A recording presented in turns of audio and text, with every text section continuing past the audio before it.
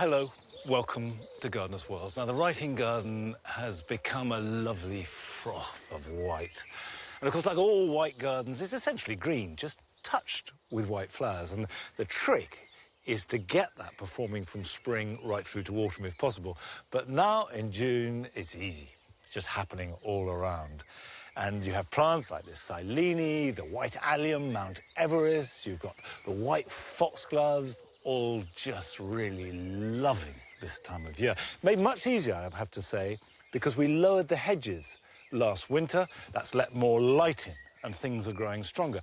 One of the side effects of that is, of course, we need more staking and more supporting, because either they need propping up so we can see them, or stopping flopping over smaller plants. Now, I'm here in the garden at Longmeadow all day, but Joe and Carol have gone to the Gardener's World live show, where they will be luxuriating in plants and the best of design. I'll be looking at the show gardens for ideas you can take home for your own garden and some that you would only ever see at a show. And I'll also be genuinely soaking up the atmosphere. Lovely. I'll be answering a few of your gardening queries and looking at some of the plants that are at their glamorous best in June. And I shall be planting out melons in various ways, as well as trying to repair the damage that has happened to my Portuguese laurels.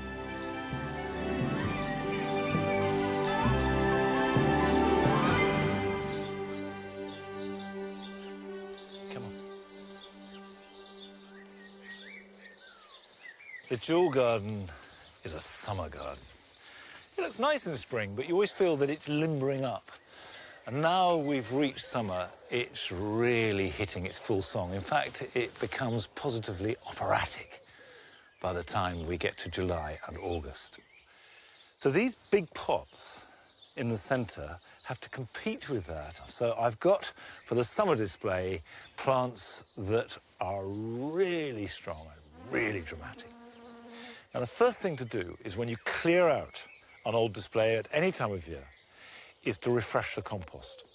You can use any bought compost, but if you can add any goodness to it, it'll do it even better. So I've got some sieved garden compost there, some grit, and here I've got some sieved loam. Loam is essentially garden topsoil. The easiest way to make it is from turf. If you ever cut some turf, stack it face to face and leave it, and then cut down through it, and you get wonderfully rich soil, absolutely packed with organic matter. So if I mix up one spadeful of that, some grit, and then a very generous load of garden compost, mix that up. And what I have there is a nice free-draining but highly nutritious growing medium that anything ranging from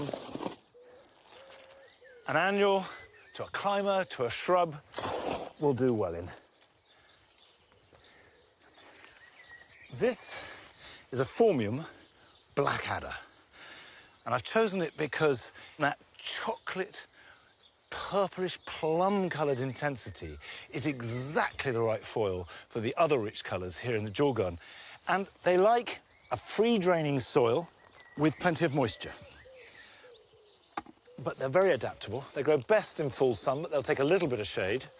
They're really good if you're by the sea, because these thick leaves will cope with any amount of sea salt spray.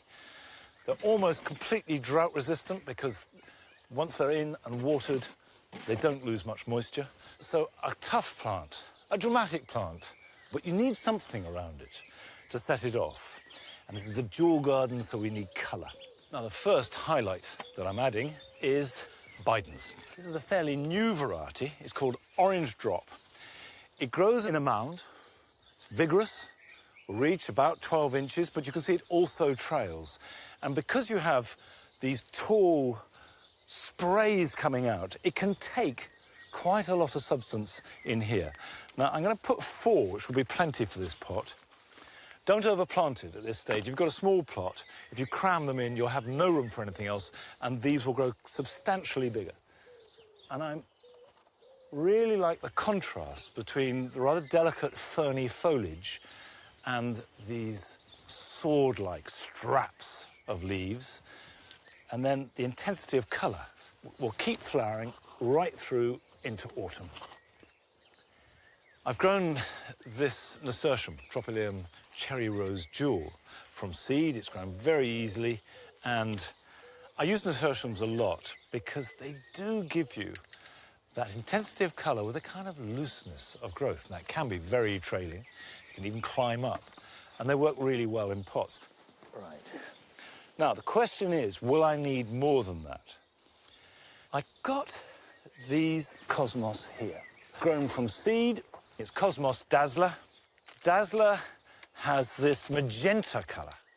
Pink is really tricky, but magenta breaks all the rules. It's crass, it's brash, it can hold its own, that's the key thing.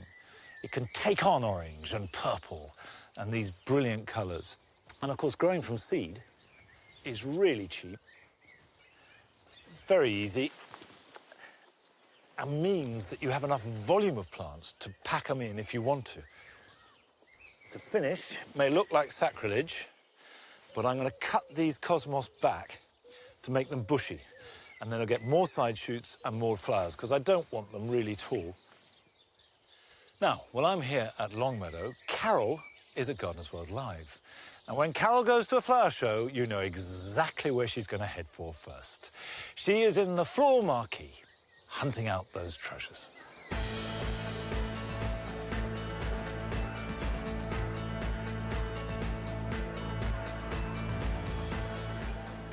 What a perfect day for visiting a flower show, and what a perfect flower show to visit. It's packed with colour and scent and plants, and the people who are daft about them.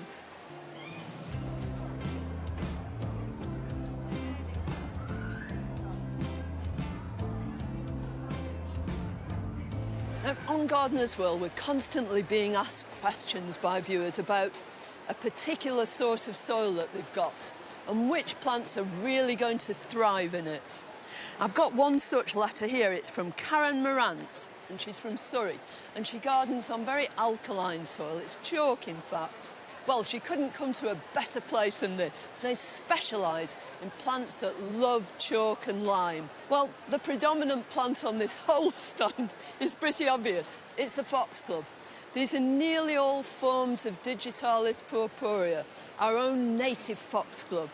And they love living in those sorts of conditions. Digitalis purpurea is a biennial, so you need to sow it on 2 consecutive years. So you've got a constant supply of flowers, and they set seed and seed themselves around all over your garden. And mixing and mingling in with it is this beautiful plant. This is Cranby cordifolia.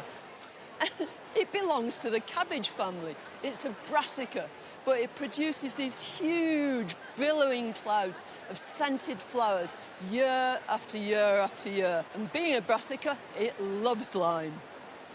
The salvia family too are lime lovers, and this is a beautiful new salvia. I think it's adorable. It's called Blue Note. But to maintain that kind of shape and that production of flowers, you need to be trimming it back. And when you take off those trimmings, you can make yourself a few cuttings at the same time.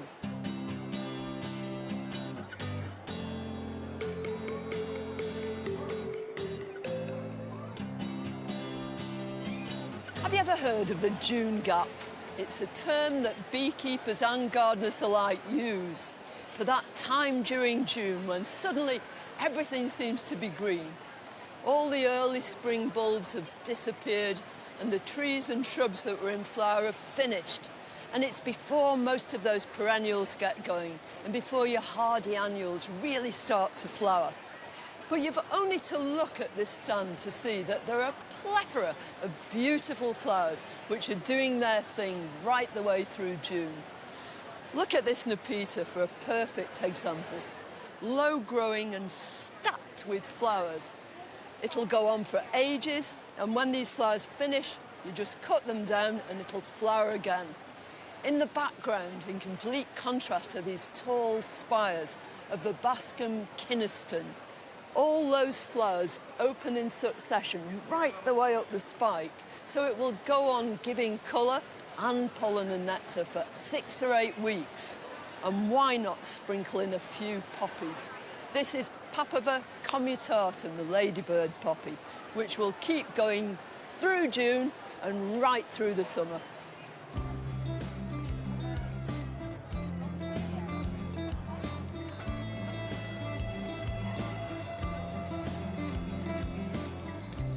Well, most of us are lucky enough to have gardens in which to grow our plants.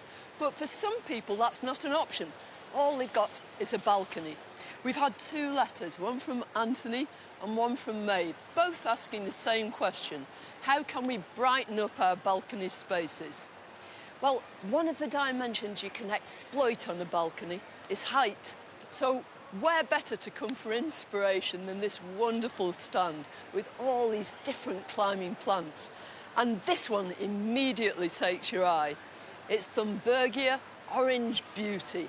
Imagine that if you really let it rip. Or look at this gorgeous Arizona glow. It's already heading for the sky. Now, they're all tender, so you would have to protect them over the winter. But if you want something that's really on the hardy side, if you're gardening way up in the clouds on your balcony, then there are a few other ideas too.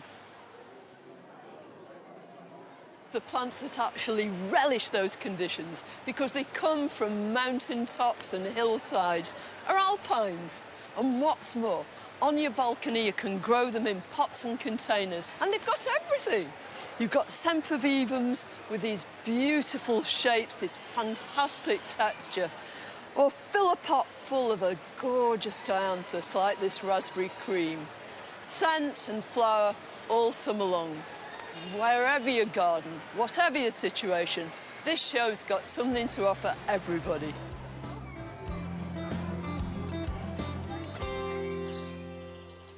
We'll be going back to Gardeners World Live a little later when Joe will be having a look at the show gardens.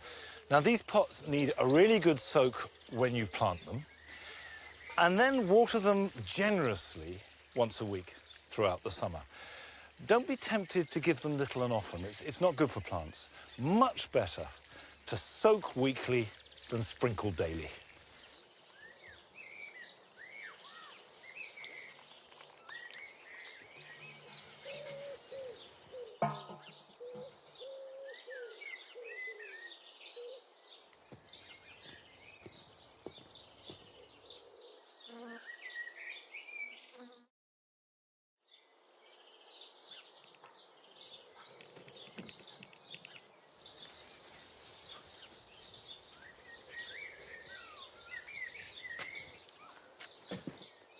Last year, when I visited Hyde Hall, the RHS garden in Essex, I was bowled over with the taste of the melons that they grow. Now, I've grown melons for years, with great success as far as appearances go.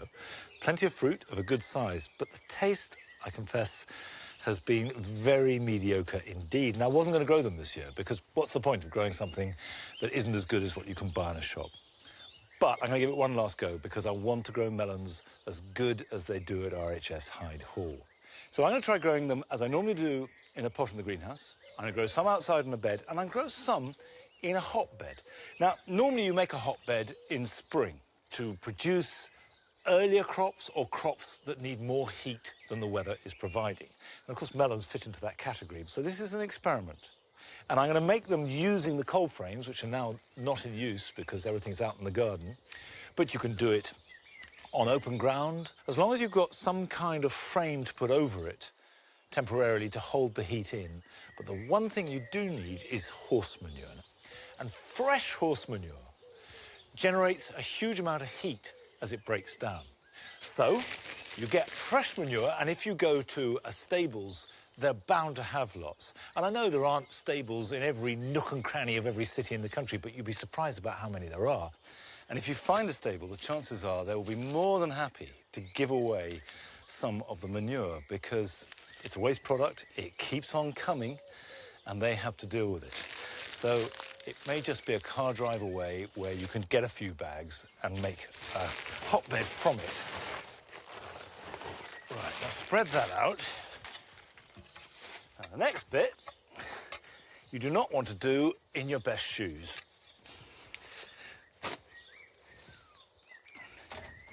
And I'm looking to build this up to a compacted layer 12 to 18 inches high. So we firm that down. Right, that's the hot part. Now let's do the bed bit.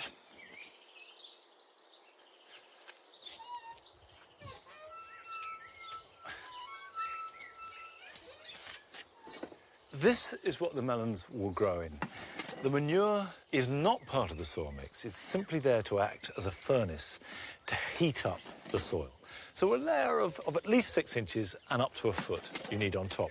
Now what I've got here is a mix of preparatory potting compost, leaf mould, garden compost and grit. But quite frankly, normal potting compost will do fine.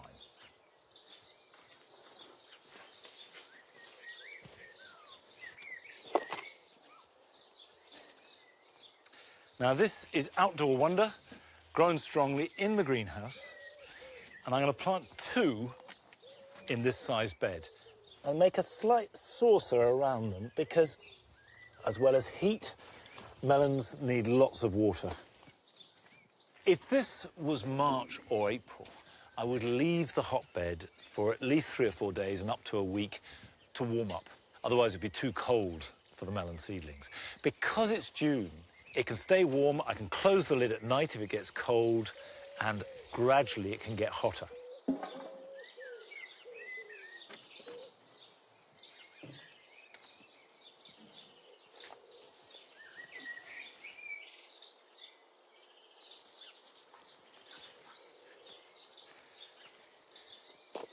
Now, in pursuit of the perfect melon, I'm going to sow 3 or 4 alongside the courgettes that I planted a few weeks ago.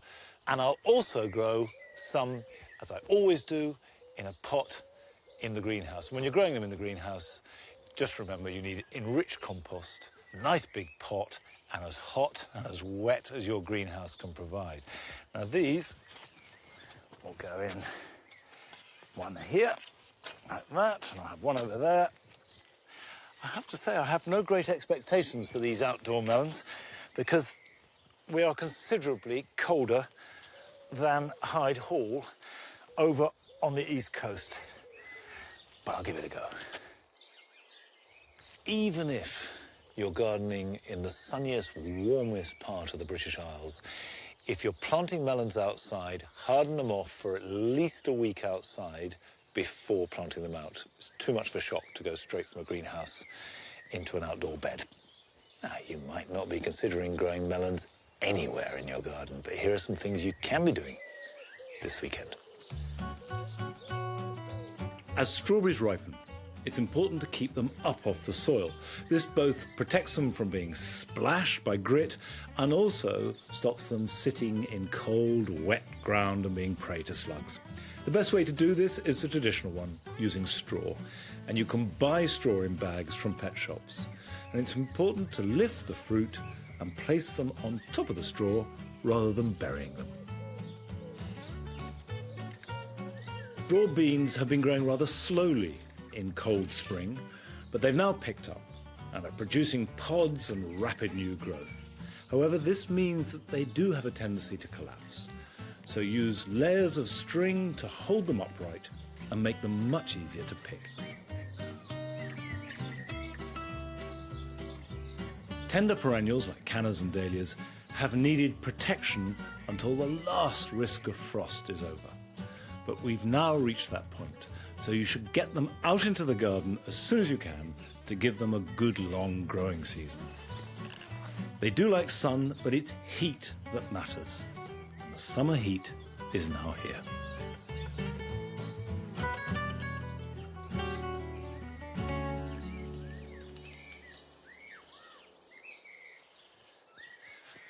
The mound is made up of 25 years of garden waste, subsoil, stones, and it's accumulated.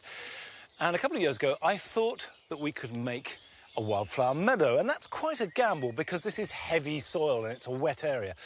And normally you do it on light, thin soil. that it didn't work. It was a good experiment, but it had none of the elegance you want from wildflowers. So I've cut my losses, taken it out, and we're starting again. Kept the basic structure. And at the end here, I'll extend the bricks and we'll have a seating area with columns rising up with climbing plants. And these will become beds filled with scented plants.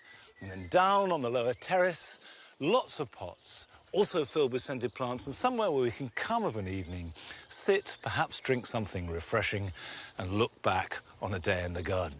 Now, one of the great things about gardening at home is you discover the best design. You work towards it, sometimes over a period of years. But obviously at a show garden, at a show, has to be dead right first time. And Joe has been looking at the show gardens at Gardeners World Live just to see how right they are.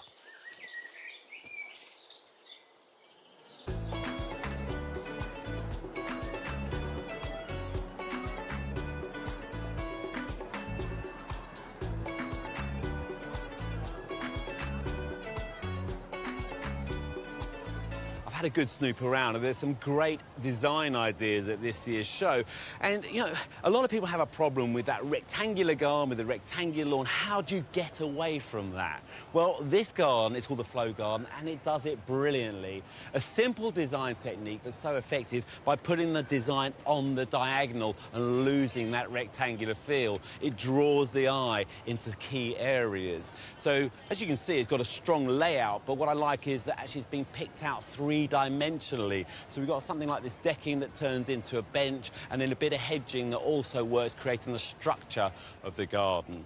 The materials are all working together. There is no one single feature here drawing the eye in. The eye moves nicely across because the details are absolutely perfect. And the planting isn't too dominant either. We've got a simple palette. Things like the bronze foliage of the Formium and the Carex grasses are working with the browns of the decking, and plenty of green too. So really everything in this garden is working together. And that's the absolute key. And that's why the judges gave it a gold medal.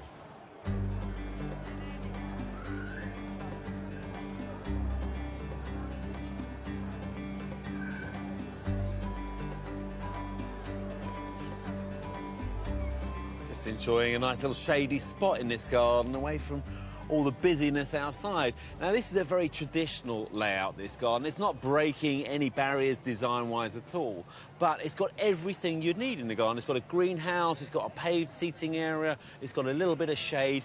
But what I like about it is the planting areas are really generous, so you can pack loads of plants in here.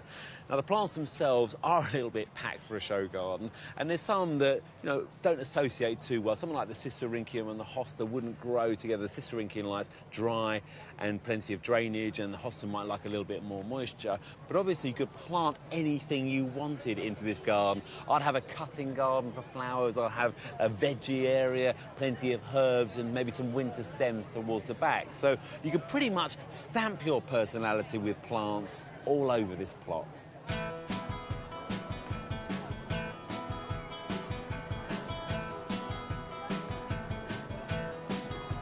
This garden caught my eye. It's designed by Paul Harris, who you might remember from the Chelsea Garden Challenge. His brief was to create a low-budget garden with wow factor.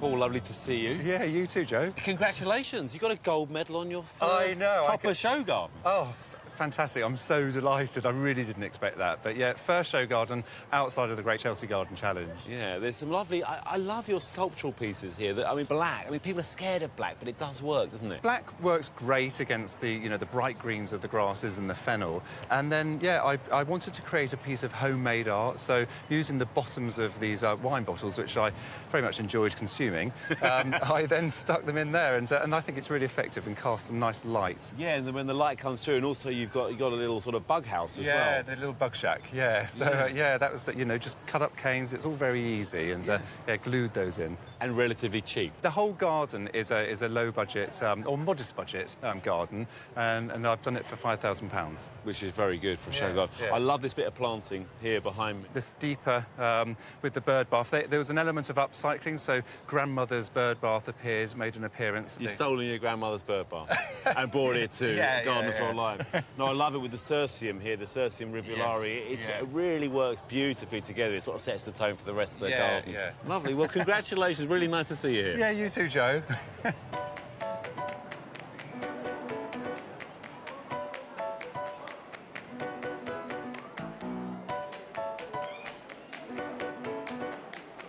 This is Solihull's Neighbourhoods in Bloom garden. And no, it's not high-end garden design. It's a bit of fun. This is a show, after all. We've got every room in the house in here. Let's see what's on the telly. Oh, Gardener's World, my favourite. Brilliant. Right, heading over to the kitchen. What have we got cooking? Toast nearly finished. Yeah. Oh, looks like it's going to be vegetarian tonight, everybody. Is that all right? Yeah, great. I'm going to have to leave the washing up to you, though. Sink's full of rhubarb. Bedroom? Definitely a girl's bedroom, this, definitely. Oh, I fancy a lie down, but I don't want to crush all the Cape daisies over there. Now in the... Oh, sorry, I didn't see you there in the bathroom, excuse me. Oh, someone's left something floating in the loo. Oh, that's all right. It's a dwarf water lily. That's fine.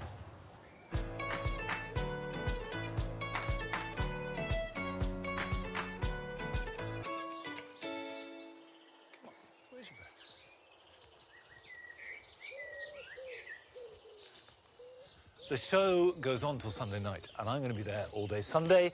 And if you want to come along and want details about tickets, then you get everything you need from our website. Over the last 5 years or so, I've noticed a huge increase in fungal problems here at Longmeadow. Some of that is due to increased growth and therefore poorer ventilation. Now, that's manifested itself in box blight, which you can see here on the box balls, and now it's manifested itself in these Portuguese laurels in silverleaf. Now, silverleaf will hit the whole prunus family. That's plums, cherries, and Portuguese laurel amongst them.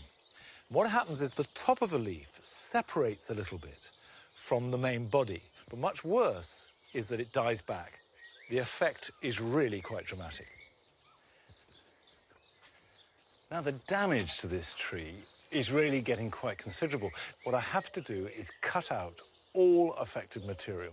And the time to do it is June, because in June, early July, that's when the risk of spreading it is at its lowest. If you suspect that one of your trees is ailing, it is a good idea to seek advice from a tree expert, as problems are notoriously difficult to diagnose. Now, up here, we can see we've got dead branches.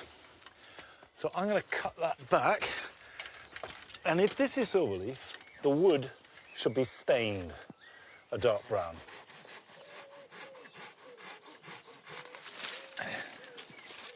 Yeah, look at that. That's pretty conclusive. The wood's stained, it's dyed back.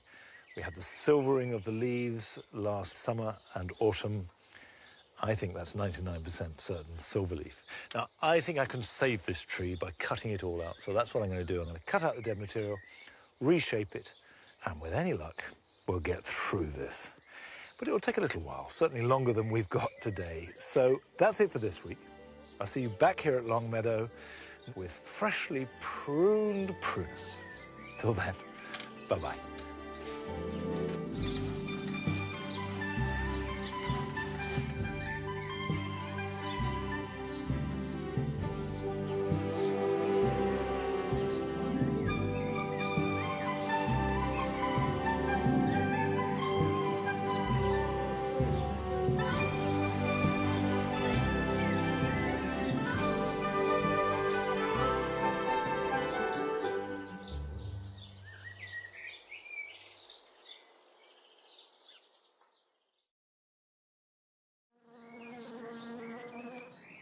I've got it. You can't have it.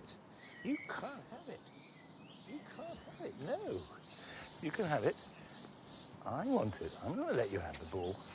Hello. Welcome to Gardener's World.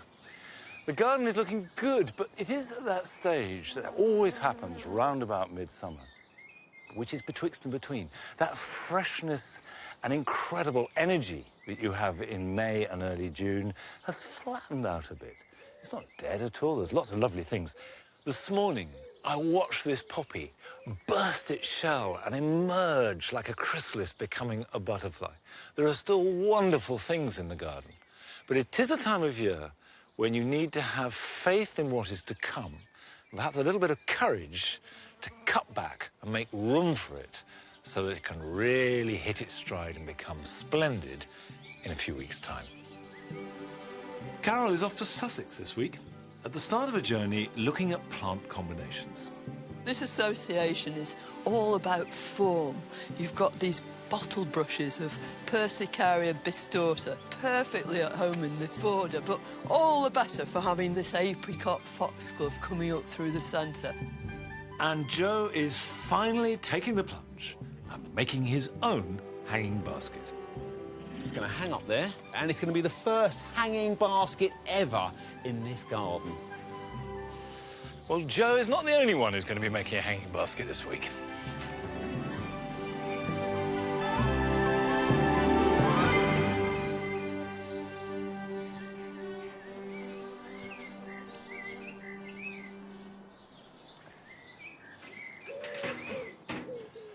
Now, as I say, this is a time of year when some things are just going over before others have come through to take their place. So if you want to keep the momentum going, you really do have to intervene. A good example is this euphorbia. It's a wonderful plant, Euphorbia wolfenii, and its inflorescences, or its cymes, that's C-Y-M-E-S as they're called, absolutely luminescent at their best, but they're getting jaded and tired. Look at that one there, that's fallen. These ones here, they're drooping down. So the thing to do is to cut off these flowering stems right down at the ground. It's very simple to do. You get in there and cut down. But before you do so, this is one of the very few plants that I take protection for, because euphorbias have a sap, and the sap can be caustic. It can really burn. Not so much your hands, but if you rub your eyes or your face, it can really be quite nasty burns. It's not a disaster, by the way. If it does touch you, just wash it off, and then that's fine. One of the reasons I hate wearing gloves when I'm gardening is because everything becomes so hard to operate.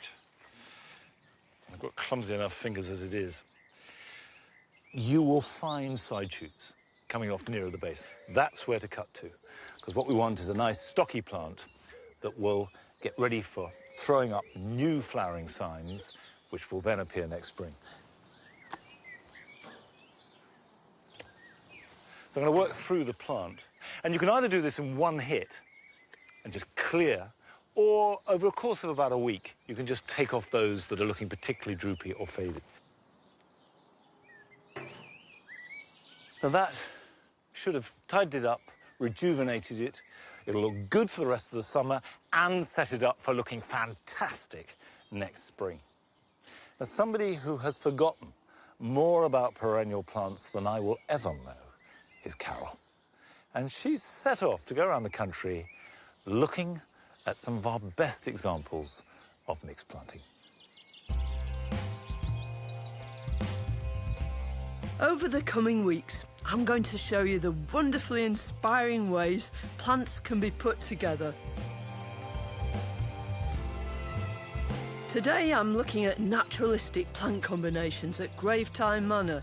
It used to be the home of writer and gardener William Robinson, who was the godfather of this style of planting. In direct opposition to the artifice of Victorian carpet bedding, he wanted to create gardens that not only looked natural, but respected nature in all its exuberance and diversity. So what does naturalistic planting consist of? Is it just an excuse to let everything go wild? Far from it.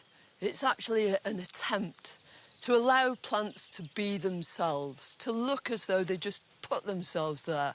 In actual fact, it needs lots of careful management. This is just such a beautiful example. These big heads of the alliums bursting through, the aquilegia, the big angelica in the background, and the fennel fluffing its way through here with the seed heads of this purple honesty. The whole thing is just a picture, and yet it almost looks as though it did it itself. Today, Gravetye is managed by head gardener Tom Coward, who's worked on the restoration of William Robinson's garden for the last 5 years. and has got naturalistic planting down to a fine art. So, Tom, how do you manage the garden? What's your system? We're looking for plants that have character all through their life, that have good foliage, that flower for a long time, that have a nice shape, and that die with dignity, you know. They have nice skeletons or seed heads, but we never want it to be over-manicured, so we're still happy when we have foxgloves that self-sow, or if things start flopping a little bit, and we're still embracing nature. We don't want it to become too static. Yeah. I think that's the thing about Robinson, was he hated that kind of control that people felt they got to have, didn't he? Yeah. I mean, gardening is control of nature, but it's... we never want to be control freaks, do we? Absolutely. Tom uses successional planting to maintain a continuous stream of colour and texture right through the year. I was lucky enough to catch him planting up pockets left behind from spring flower bulbs, and it's immediately evident just how meticulous Tom is in combining plants to achieve this natural effect.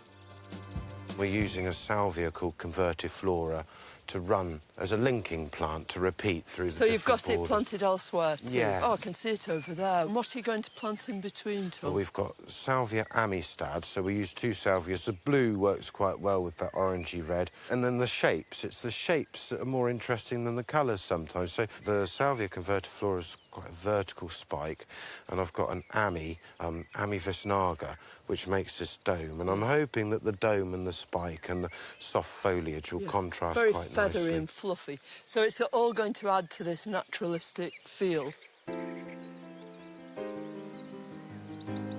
Do you approve of this positioning? I think it's perfect.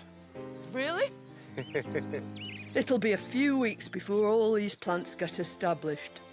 But here are a few pointers on how to get a naturalistic feel in your garden. This association is all about form. You've got these bottle brushes of Persicaria bistorta, what we used to call bistort. It's a wild British native, and it looks perfectly at home in this border, but all the better for having this apricot foxglove coming up through the centre. Spires, again, a repetition of a sort of form, and yet quite different. But the colour, this is apricot, but then when you look at each of these bells, it's touched with the identical pink too. But what really is the cherry on the cake is the inclusion of this pale blue iris, Jane Phillips. A different colour, but exactly the same tone, and it just melds the whole planting together. You can also add plants to your border that topple gracefully. Climbers like wisteria will add instant naturalistic impact. Tom refers to this beautiful planting of white lupins and the white wisteria as this stalactite and stalagmite planting. One is a reflection of the other. In the case of the lupin, these stiff spikes, and up above, the wisteria just lilting downwards so that the points almost touch one another. And although it's been very meticulously trained, it looks so natural. It looks just as it should. Another way to get that natural feeling is to do exactly the opposite and use a collage of contrasting shapes, textures and colour. Over here, it's a completely different story. You've got this huge sea of catmint. It's Nepeta Six Hills giant. It's punctuated here and there by alliums, and then these mounds in contrast of geranium silestemon, and then it's almost been splattered with orange poppies, so you get these little pinpoints. It's splendid, and it just goes to prove, you know, being imaginative with plants, going for it, that's what it's all about.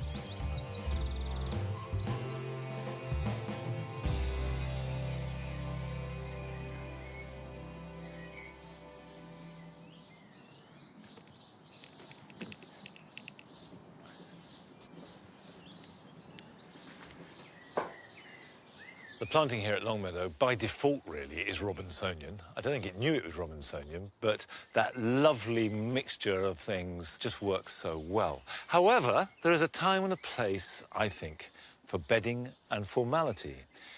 And here in the cottage garden, we do also have bedding plants. Over spring, last winter and spring, we planted tulips that have grown up through forget-me-nots. But that's all gone now. And although there's a little bit of colour in the forget-me-nots, it's time to rip it all out, change it, and be strong and brave about that, so we have a really good summer display. First things first, just get in, be brave, and pull it all out. The forget-me-nots come out very easily. Now, they seed themselves everywhere, so I'm not going to lose them. Some will seed into here, and also I always leave a good patch in a corner of the garden, which produces thousands of seedlings, and then we lift those and transplant them ready for next spring. And now I'm not going to take out this foxglove, that would be vandalism.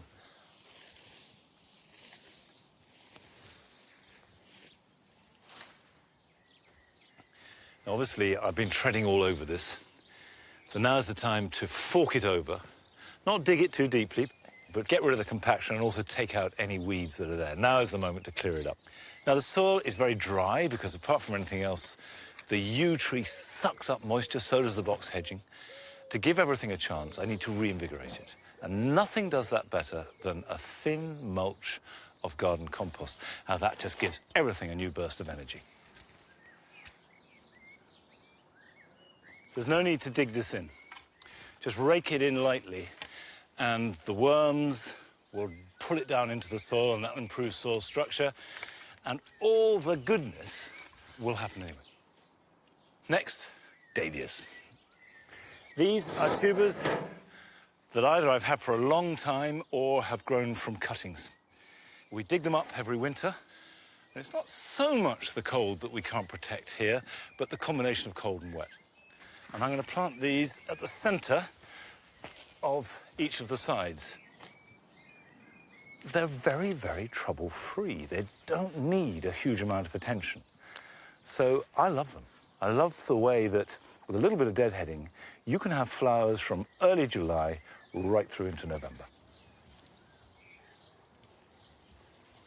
OK, that's the dahlia planting. Now I'm going to infill with some bedding. Now, I'm planting this cosmos. This is a variety called Dazzler, which I've grown from seed. In fact, we've got a flower here. I can pick it because we'll get plenty more. It's got a kind of brashness, which is very different to the softness of spring. It's getting quite late to sow cosmos now, but you can buy cosmos or other bedding plants. I always plant using my fingers, but if you don't want to end up with hands like mine, I advise you to use a trowel. Come on, bring your ball. I'm not going to bring it for you. Now, obviously, those will need a really good soak, and that's all I do as far as watering goes. Good soak when they get planted, and then they don't get watered again all summer, and they'll be happy. They'll grow well. Now, talking about being happy and growing well, remember that I planted out the giant sunflower. I've got 4 different types. I put them in the 4 beds at this end of the garden, and I'm monitoring their progress. Now, the one I planted a few weeks ago has grown a little.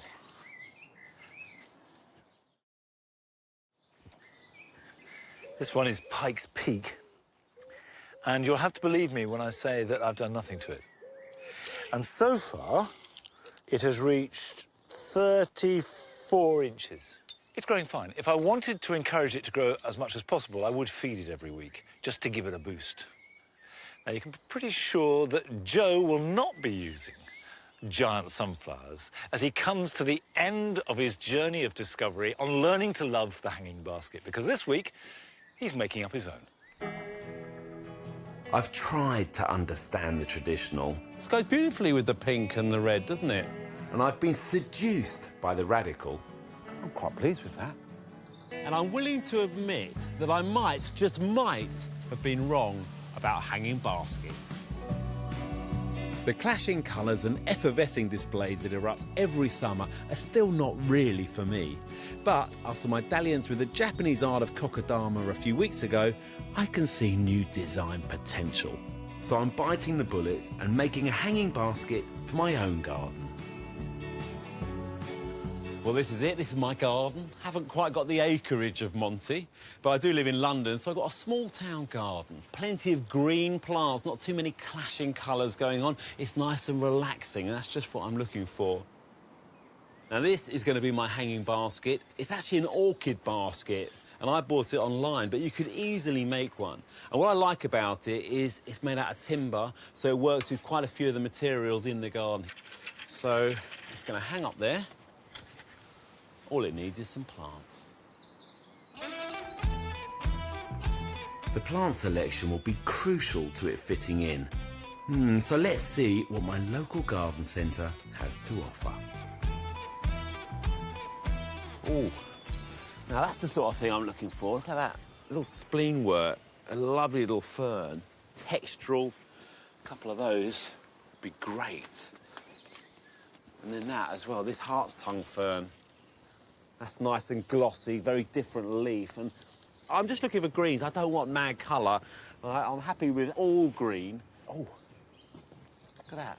Hostas, I've had real problems with, as a lot of people do, with slugs and snails. And who knows, if you grow them in a hanging basket, maybe they won't be able to crawl up there. It's a way of keeping them out. This is a lovely little dwarf variety. I need something a little bit looser, just to break it up, a little bit finer, foliage-wise. Oh, yes. This is one of my favourite grasses, especially for shade, Hakonacloa. And these are all perennial plants, which means after they've been in the hanging basket or they've outgrown it, I can put them into the garden, so they have a life after the hanging basket. I like that.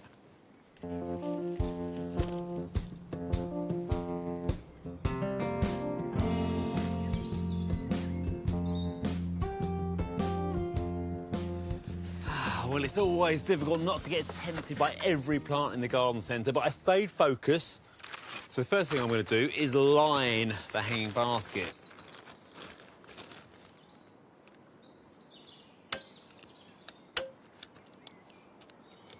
Now I've got to put some drainage holes in this liner. Basically, I'm going to create a reservoir, so I'm going to make the holes not right in the bottom of the liner, but just about 5 centimetres up, so there's water always in the bottom, because otherwise these hanging baskets dry out so quickly. Right, next, compost. Now, I've got a nice peat-free compost here, and that's really important to me. The way of retaining moisture is to use some of these water-retaining granules. When it gets wet, it swells up, so check the quantities on the packet and don't add any more, otherwise you can end up with this huge amount of jelly in there, and it really is not good for the plants. And then distribution is really important as well, so that you mix it well. And now the fun bit. It's really a case of sort of flower arranging. My lovely Hakonacloa grass. This is a really lovely, graceful grass. Just by putting it in there, it adds a whole different texture. Now, this is exciting, putting a hosta in my garden. I haven't done that for a few years. Quite pleased with that. I think they look quite good together. There's quite a lot of soil on show, but what I learned from my kokedama was moss. Now, it's important that you don't go foraging for moss, that you actually get it from a reputable source. This is sphagnum moss, and I'm using it as a mulch, sort of dressing the compost. It's really a visual thing. Now, the size of this container are quite important. You're going to see them. So what I'm doing is getting some of the moss and just sticking it in the gaps there. But you just got to be careful with moss that it doesn't completely dry out. That's nice. That's really nice. I quite like that trimmed moss effect. Right, let's see what it's like in situ. Oh, quite pleased with that.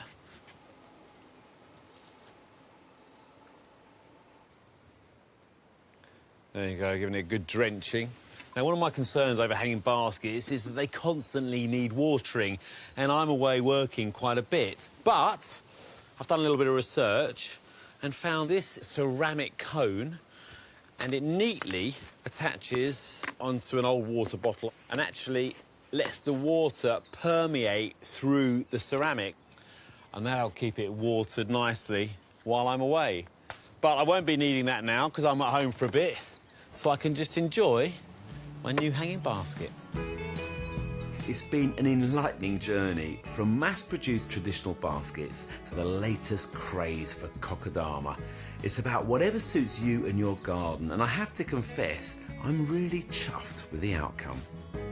So, am I coming round the hanging baskets? Well, I just might be.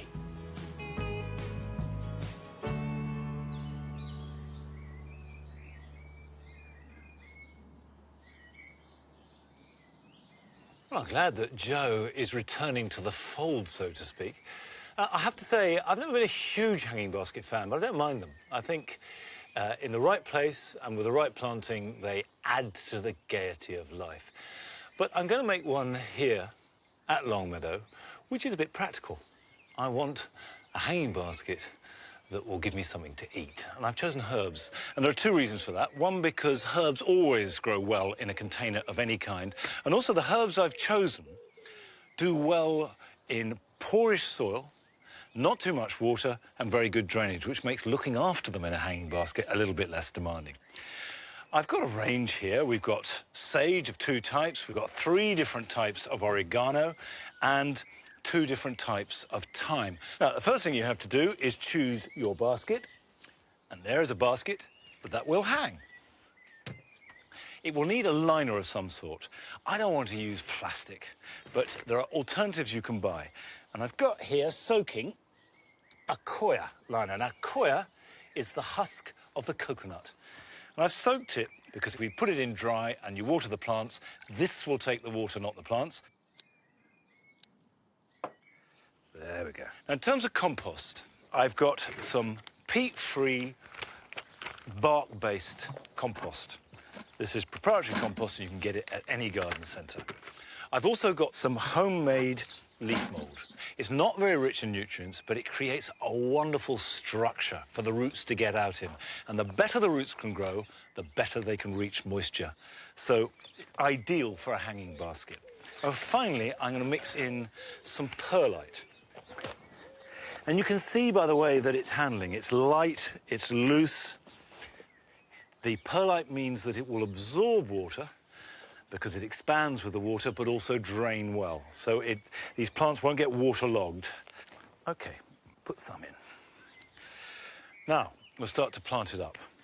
I'm going to start with the sage. So we will take that out of the pot. It's fantastic with potatoes, and I love pasta, where you just get fresh sage leaves, butter, freshly ground black pepper, toss the pasta up in it, and eat it straight away while it's piping hot. Very simple, but absolutely delicious. I've got some oregano. Again, likes Mediterranean conditions. Good drainage, plenty of sunshine. This is not a hanging basket that you should hang in the shade at all. Lovely thyme. This is Italian thyme. Just an essential part of any tomato sauce. If you're cooking pumpkins, for example, if you just strew them with thyme, a little drizzle of oil, put them in the oven, roast them, absolutely delicious. And we've got a little bit more room, so I think we can get in the purple sage, because the colour of that goes so well with the thyme. I've got room for one more plant. Let's go for the gold-tipped oregano. Oregano is one of those herbs that you want to cut while the leaves are nice and fresh. Occasionally, when I used to make sauces for my children, I used to take too much of the old wood. And they'd say, "Oh, Dad, you haven't made twig sauce again." And now we can fill the gaps with a little bit more of the mix. Put that in like that. All right, well, there's a basket of herbs. Let's go and hang it.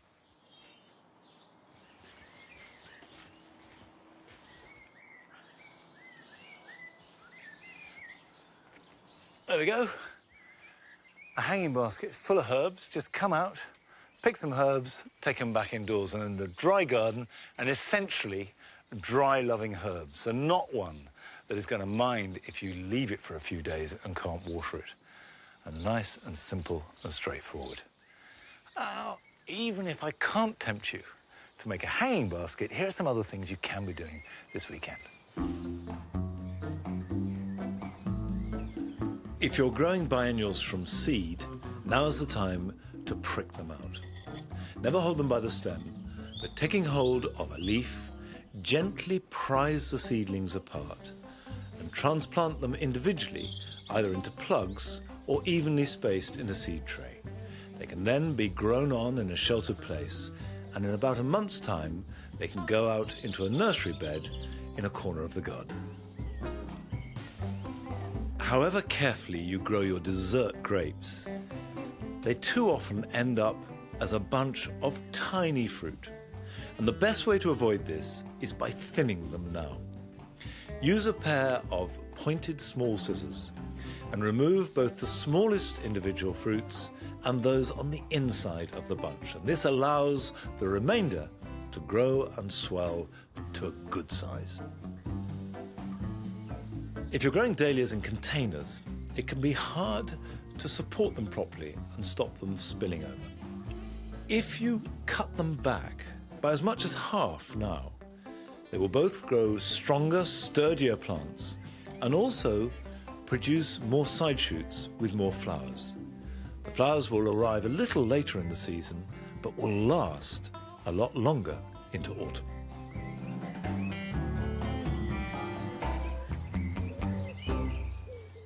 I'm really pleased with the way that this grass has grown alongside the path. This time last year, this was completely bare soil. It was shaded, grass wouldn't grow. Last September, I sowed a hedgerow mix, which I bought specifically, with grass and wildflowers that were adapted to growing in the shade of a hedge and also in amongst the roots, which would take up a lot of moisture. It's come up beautifully, and the wildflowers will gradually grow and establish. The whole thing has worked a treat. Well, I'm afraid that's all we've got time for now. But join us next time here at Longmeadow. See you then. Bye-bye.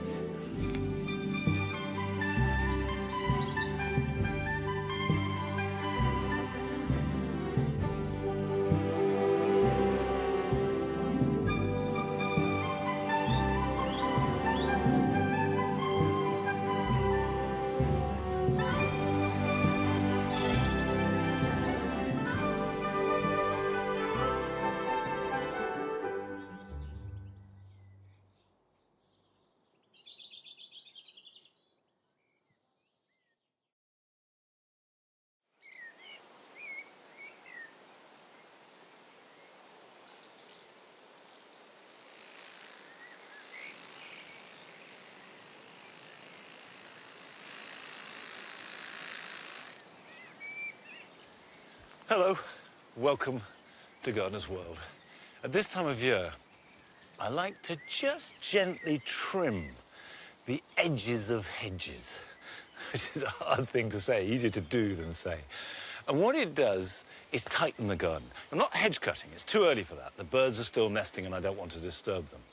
I'm just getting these vertical lines crisp and straight, and that could be where there's a path or a window in a hedge or a gap. And it is incredible how it pulls the garden together and tightens it all up.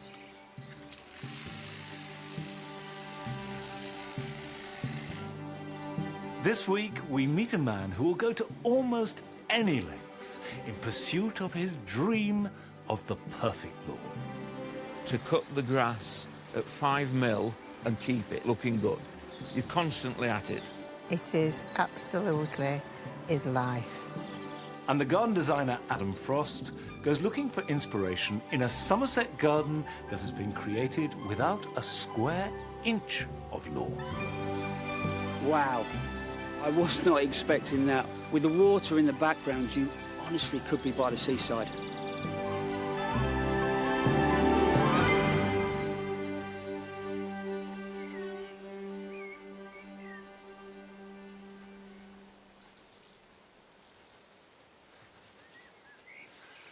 As part of making these new beds in what was the orchard and where we had compost heaps and leaf moulds, big transformation, I'm re-turfing the grass. I'm standing now on what I want to be a grass path with a border on one side, border on the other, coming through and joining a grass path at the back. If this looks as though it's prepared as a flower bed, that's a good sign. It's a terrible mistake to think that turf is going to cover up a multitude of sins. It doesn't cover up any. It actually reveals them. You've got to prepare thoroughly. Dig the ground and then rotivate it. And at that point, you want to rake it smooth and get rid of all the stones that you possibly can.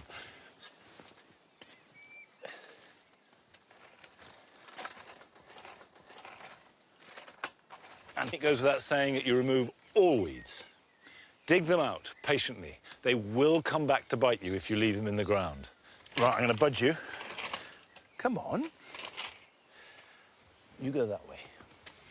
Now you can see that it's shady. It's not heavy shade, but it certainly isn't the full open sunshine that grass likes best. But nowadays, whether it's seed or turf, if you go to a good dealer and explain what it is you want the grass for and where it's going to go, they should supply you with an appropriate type of grass, and that's as important as the general quality. So the next thing to do is to tread it. And there's no shortcut to this, but to simply stomp and keep stomping until it's done.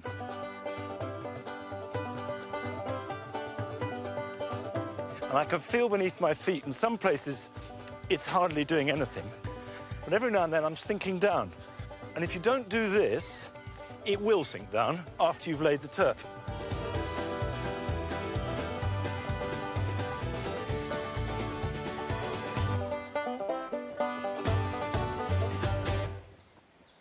Now we've got a relatively level playing field, so to speak.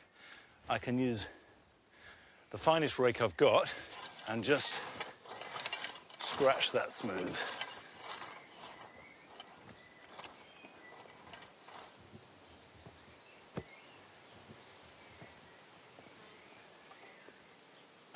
Okay, we're now ready for the easy bit, which is laying the turf. I would say that when you get your turf, it's going to come like this in rolls. What you do want to do is use it as quickly as possible. And if you can't use it within 24 hours, unroll it, because the problem comes from lack of light. This is a nice, tough, hard-wearing ryegrass. Not suitable if you want a fine lawn, but perfectly good if you want ground where you're going to wheel wheelbarrows or children are going to play a lot of football and ride their bikes, but it will never be fine. There is always a question whether to use seed or turf. The advantages of seed are that it's considerably cheaper and very easy to prepare. You prepare the ground in exactly the same way and you simply scatter seed and then press it in. However, it's slower to establish. The great advantage of turf is that once it's down, it looks pretty good, and you should be able to mow this and walk on it after about 2 to 3 weeks. And I think turf is great for smaller areas, but if you're going to do a large area, seed tends to be much more economic. What I'm doing with all this patting is two things. The first thing is making sure that the roots are in contact with the soil. There are no air pockets, there are no dips or hollows. It's right down on the ground. Another reason for getting the ground level. The second thing is to push the edge as tight as I possibly can against the previous turf. Put these together really tight and work along so that they are absolutely packed together. So you can't see the joint at all. It's always a good sign when you have to hunt for the join. Like a really good toupee.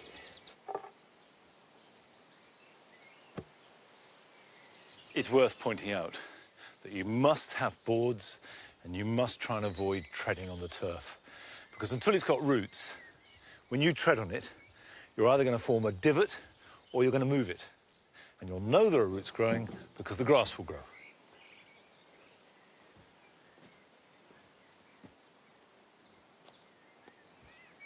It's not long enough to go right across. So I need to join two pieces together. Now, you never make a joint at the edge. If you have a small piece at the end, the small piece is going to dry out much quicker than the bigger piece it's attached to. So if you have a thin piece to make the width you need, always put it between two longer pieces. There we go, smaller section in the middle, and now we'll really tamp this down hard.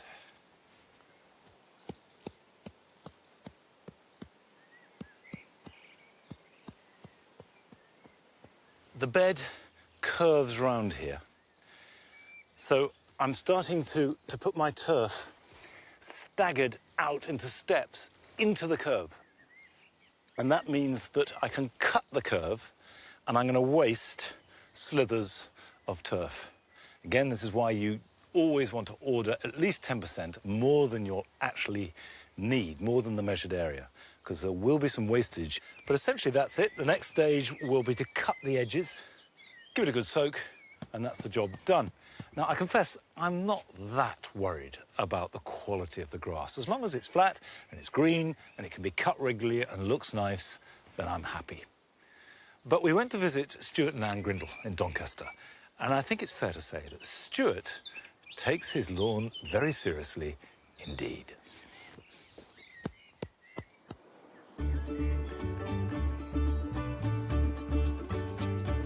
We open the garden for the public every year. And a little old lady came to me 2 years ago and said, "Mr. Grindle, what's the hardest plant you grow in the garden?" And I say to her, "You stood on it." There's more work goes into the lawn than any other part of the garden. This is swishing, which is very important to take the dew off the garden in the morning. It gets rid of any debris on the garden and also worm casts. Because if you leave a worm cast on and you mow over the worm cast, it will flatten it out, and a 5mm worm cast then becomes 25mm, and it will kill the grass underneath it.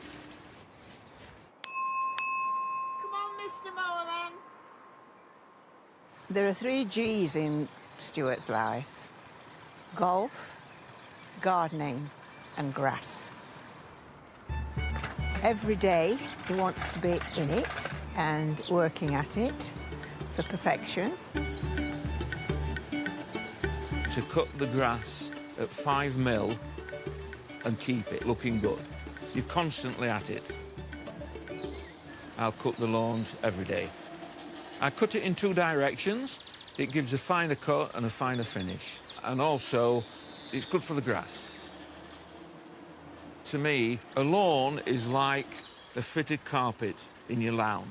If you go in your lounge and you've only got furniture with no carpet, it doesn't sound right, doesn't look right.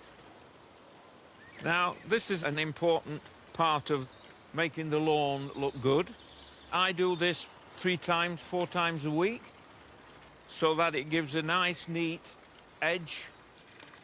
When you've cut the edge, you go around, rake the soil, and then run your hand round it to give it an equal depth.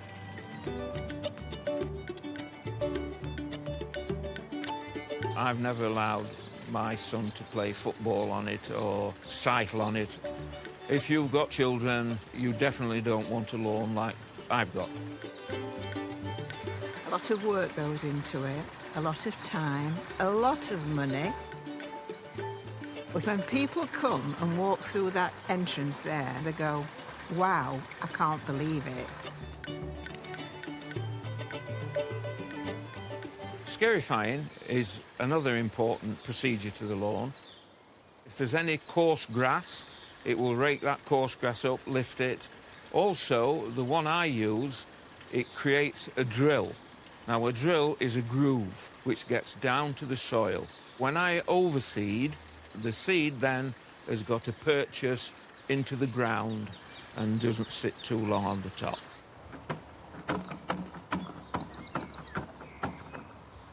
These are the 2 seeds I overseed the lawn throughout the year. On this side is a very fine fescue. You could seed your lawn with that on its own, and you would have a good lawn. This at this side is grass seed, and this is a pure bent. Now that really gives a fine finish to the lawn. I will overseed with the bents. Then 6 weeks later, overseed with the fescues. And I found that this gives a better result with the lawn. I know I might sound a bit of a geek, but in summer, it takes over.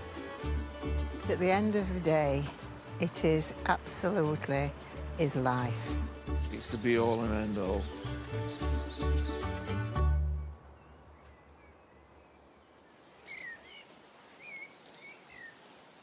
Now, I shan't be treading on this for at least 2 weeks.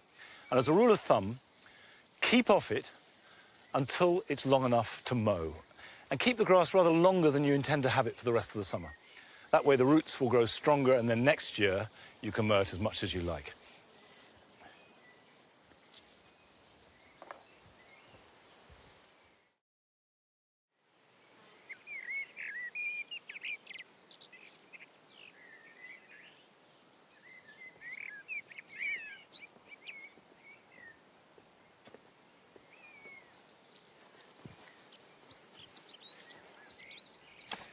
I've got some chrysanthemums, bought as rooted cuttings in spring, potted them up, I've grown them on, they've gone from the greenhouse to cold frame, and now they're ready to put outside. I have to say, these are the first chrysanthemums I have had any part in growing for 50 years. And so this both takes me back to my childhood, where we used to grow them in the greenhouse and treat them as completely tender plants. And they were grown with huge care, and also to an age which has all but gone, the age of the 50s and the 60s, where lots and lots of people grow chrysanthemums. So they've gone very much out of fashion. And they're very easy plants to grow. This one is called Pennine Jude. Now, these are not particularly tender. I don't think they would take the full weight of a cold Longmeadow winter, but they're probably tougher than I'm giving them reckon for. And what I want this to do is to grow into a nice bushy plant that will go on flowering into autumn.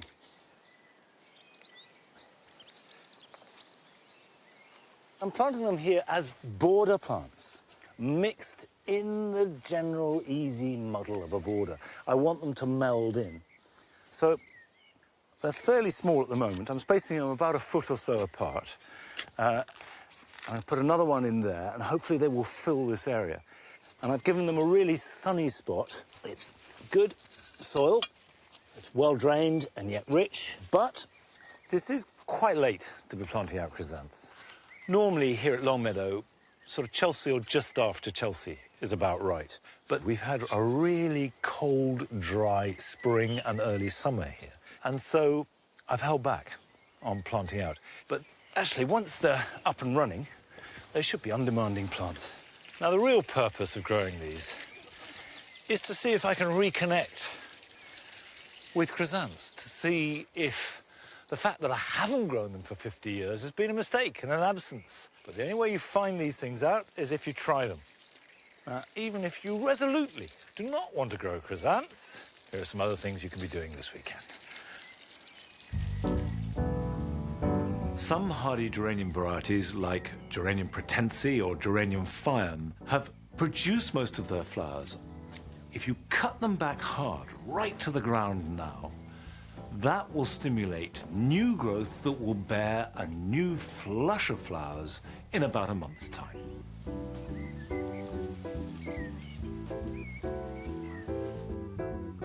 Planning ahead for next winter's veg harvest, now is the time to sow brassica like kale and cabbage. Sprinkle the seeds on a seed tray, cover them over lightly, and then sit them in a tray of water to soak up moisture. And they can either be put in the greenhouse or will germinate perfectly well outside at this time of year.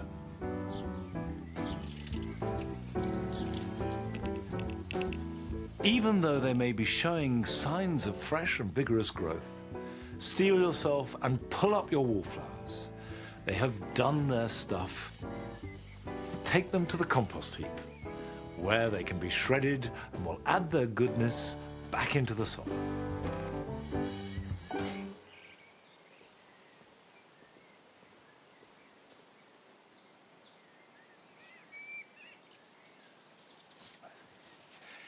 I think it's been a good year for roses, and I love roses of any kind. What's been good for them is the slightly cold spring, which has meant that they've come out slower and lasted longer. It's been dry, so if they're prone to black spot, that's less of a problem. And there's been enough sun to enjoy them. Now, I've got lots of roses in the garden of different types, but these three were something of an experiment a couple of years ago. I've never grown yellow roses before, so I chose these three, which are Charles Darwin, the Pilgrim, and Crown Princess Margarita. And they all seem to work in well together. And what I like about them, these are modern roses, is that they keep on flowering. Now, at the moment, roses are absolutely my favourite thing in the garden. And if you have a favourite plant in your garden, we'd love to see it. And one of the ways you can do this is send it to our new Facebook page.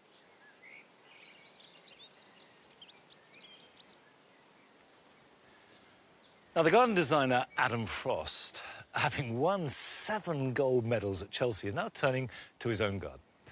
And he's gone to a gravel garden at Blagdon in Somerset, looking for inspiration.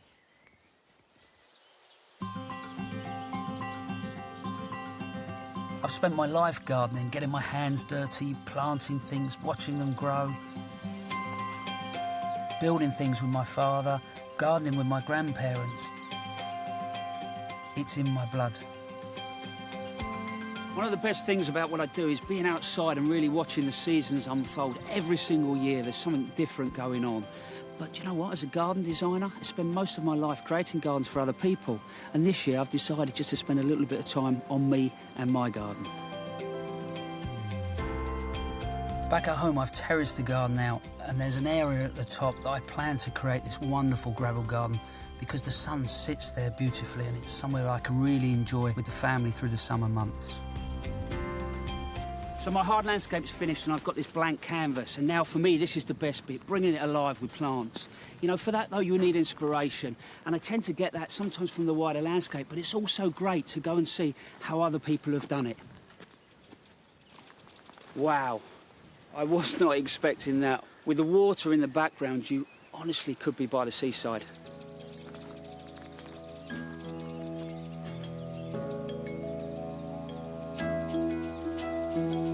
This is Holt Farm in Somerset, and the reason I've come here is because the soil is clay-based, which is very similar to mine back home in Rutland. And at the moment, its gravel garden is absolutely stonking. That's largely thanks to head gardener James Cox. It fascinates me that you're in Somerset, you're in a valley, you have a decent amount of rain down here. Why a gravel garden? That's a very good question, you know. We really have had to react to the longer, drier summers that we seem to have. Oh, right. And the plant collection that we did have in here, I used to struggle over those summer months. We are on actually predominantly clay soil here, which, you know, you wouldn't think of that as being conditions for a gravel garden. But what we've done in here, and in all of the garden, we've added tons of organic matter over the last 15 to 20 years. So do you add gravel as well? Yeah, we have done. It's all aids with the drainage and made it possible to grow the type of plants that we need for those summer conditions. So that proves, really, if you get the soil right, you can literally create a gravel garden anywhere. Yeah, it seems to be working really well because the plant collection in here that you find in a classic gravel garden with sandy conditions are all doing very, very well. They're thriving, actually. So if I create my garden, you just give me 1 or 2 plants that I've got to have in my garden. Key plants, I would say, silver leaf foliage, which really copes with bright sunlight and hot conditions. So plants we have here are things like stachys, artemisias, and those are going to be your kind of mound formers and your carpet formers. But you've got to set them off with other things, create a bit of drama and a bit of theatre in there. Big, tall uprights like verbascums. Absolutely brilliant. And they'll seed as well, so you'll give you lots and lots of free plants every summer as well. Cicericiums, again, great with them. As recommendations, I would say those plants are a must to have in your gravel garden. Well, I tell you, it looks absolutely beautiful. Thank you very much.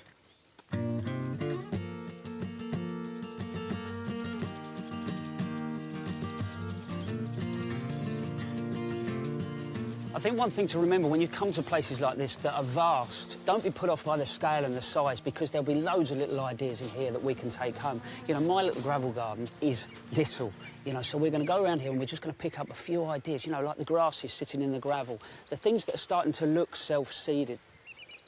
What I love about this garden, in a way, is that it seems to have taken on a life of its own, so things pop up in different places that maybe they're not meant to be. You know, when we work our way down, you've got this wonderful bed here of stachys, you know, with these sort of little bits that are popping up, so you're things like the Cicericium. And then in the distance there, you can see what the digitalis are doing.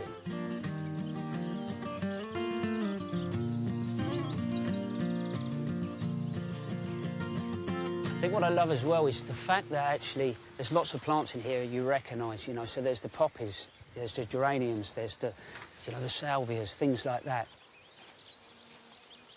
Do you know, one thing that ties this whole thing together is actually the colour of the gravel. They've been really clever here in the sense that they've picked a colour that actually references the architecture of the building, the walls around the outside of the garden. So that's an important thing. When you're choosing your gravel for your gravel garden, don't just choose any old gravel.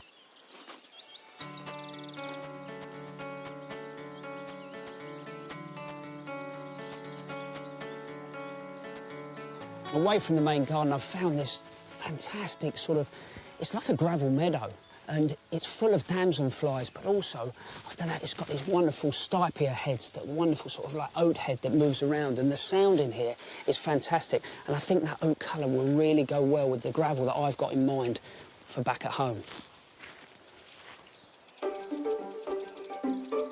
When you go to gardens, make sure you take pictures, you know, make notes, even do some sketches. Anything that helps you sort of capture that information to take home.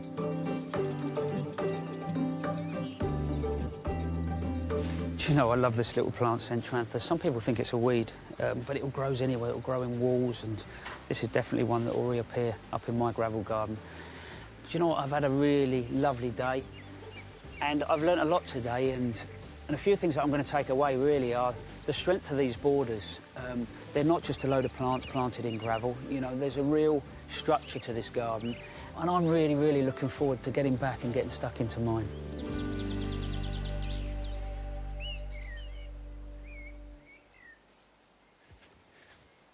Come on, H, look here. Well, we will be visiting Adam at home in a few weeks' time to see how he's getting on.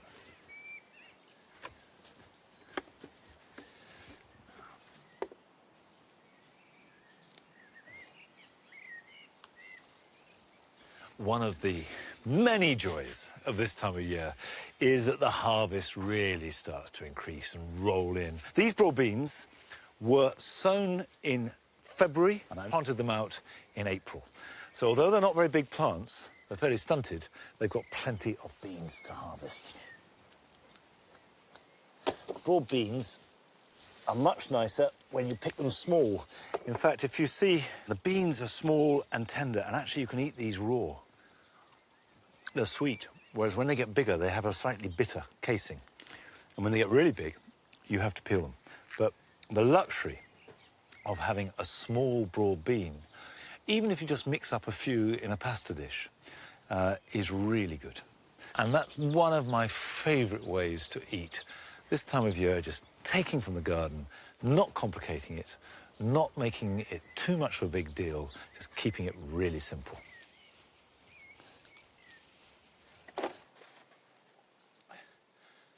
These peas are called Carabi de Mouzan, and they are a flat pod variety. So you cook them, pod and all.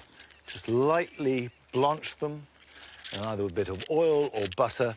They're a real treat. It's like eating asparagus. Absolutely lovely. I've got a few nice baby beetroots here. I'll just have a few of those. There we are.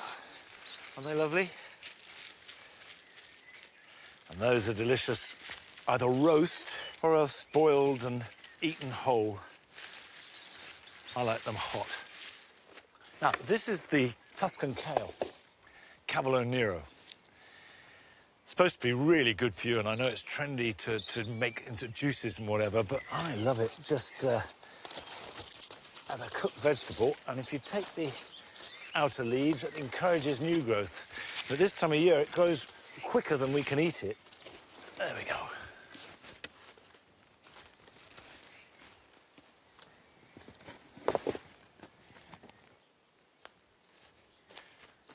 Right, we've done the main course, now for pudding. I know at this time of year, especially with Wimbledon, strawberries are a great treat, but I tell you what, there isn't a strawberry in the land that you can buy that will taste as good as a homegrown strawberry, eaten warm from the sun, grown in your own garden. And that taste and that smell takes you back to childhood, it takes you down to those special occasions, but that satisfaction of growing something yourself and then enjoying it at the perfect moment of ripeness. It's one of the greatest pleasures of gardening. Well, that's it for today. I'll see you here back at Longmeadow next time. Till then, bye-bye.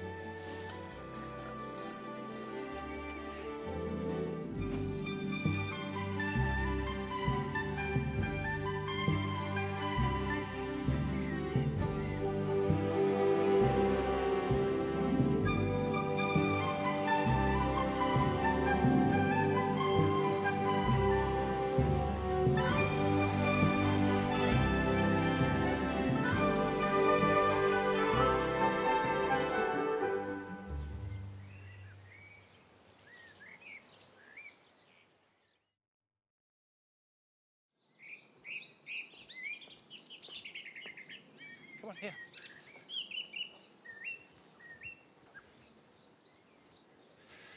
Hello, welcome to Gardener's World.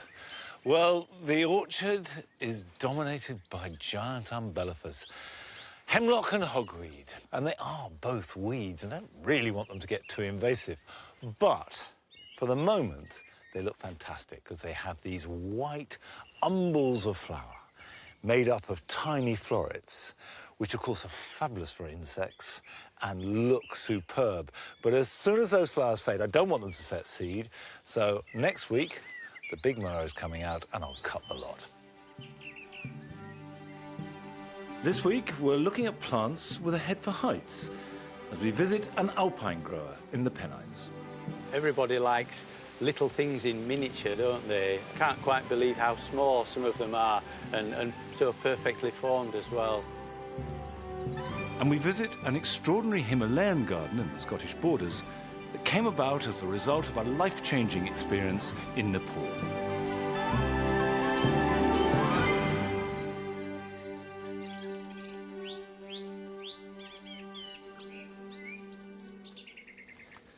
And later on, I'll be putting on my waders and getting into the pond to do some deep water planting. But first of all, just have a look at this. Remember, some weeks ago, a swarm of bees was introduced into this top bar hive. Now, you can count 1, 2, 3, 4, 5, 6, 7, 8, and 9 natural combs. And if they stay happy and stay busy, there's a real chance that I could collect some honey later this year. Now, that does depend upon them having a source of food. Just bees alone aren't going to make you honey. They've got to be able to forage constantly. And so the more bee-friendly plants, insect-friendly plants, in fact, not just bees, that we can get into our gardens, the better it is for us and for wildlife in general. I'll close that up and leave them to it.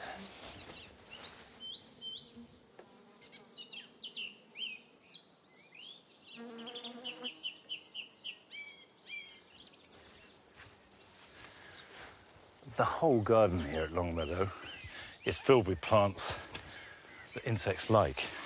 But I have this year started to make this corner into one that is specifically geared to getting wildlife. So that includes a pond, it includes lots of cover, and I've also planted plants that are particularly good for bees. This agastache, this is Agastache blackadder, beautifully tall, and that's why I've chosen it, because it gives some height. And it's good to have different layers so the bees can find them and get them. And also these tiny little flowers, which they will just dip into And honeybees have short tongues, so they don't like deep, long tubes. Bumblebees, on the other hand, can cope much better. So I'm going to plant these out. I've got 3 because, in principle, I like to plant in 3s, but obviously 1s will do. This is a perennial, and this will flower for weeks. Let's pop that in there. And I'm not going to plant them in a clump. I like the idea of the bees just drifting from plant to plant, sipping a bit here, tasting a bit there. I'm not going to plant these for a moment because I want to stand back and look at it. And it is important when you're trying to attract as much wildlife as possible, you don't forget that it's a garden and you are part of it. And it must be beautiful for you as well as the animals. I have this Salvia caradonna. And salvias, again, have these small flowers with the basal plate and then the curving petal over the top, which the insect lands on the bottom and that pulls the top down and brushes upon and onto it. And the salvia, when it flowers, is blue, just with a touch of mauve. So there is a colour theme evolving here. Finally, I've got some borage.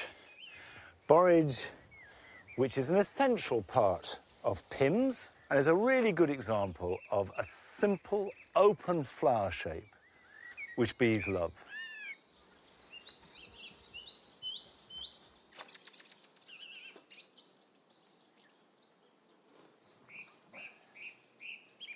Well, I'm happy, and I think the bees will be happy, so let's get them in the ground. Borage can become fairly invasive. Now, I don't mind that, and I certainly won't mind if we have too much here, because it's easy to pull up and a lovely, beautiful plant. And of course, the art of mingling carefully chosen plants that you grow as well as possible, and what effectively are weeds, like these nettles, is one that you have to make choices about. These nettles coming out of the hedge will be wonderful for caterpillars, and that applies throughout the garden. We've got comfrey spilling down into the water here. I'm happy with that for the moment because bees and bumblebees just love it, and the bumblebees can get in those tubular flowers and just drink as much as they possibly can. Actually, some bees have trouble with comfrey. These flowers are a little long for them, but they have a technique of getting in there. And what they do is that they nibble through the base of the flower, but a smash and grab gets its nectar and is away.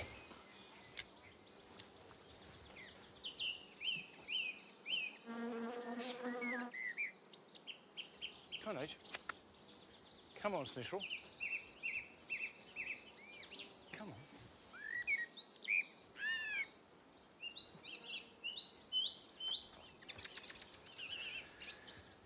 I'm a novice when it comes to growing alpines.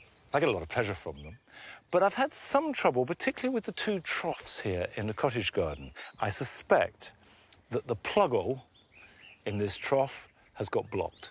And so the water has built up and they've rotted. And the one thing with alpines you really must have is good drainage. Now, I'm very happy to confess my own lack of knowledge about alpines. I'm learning, and I'm enjoying the learning process hugely. But we went to visit a real expert, Michael Mitchell, who gardens at altitude at Hebden Bridge.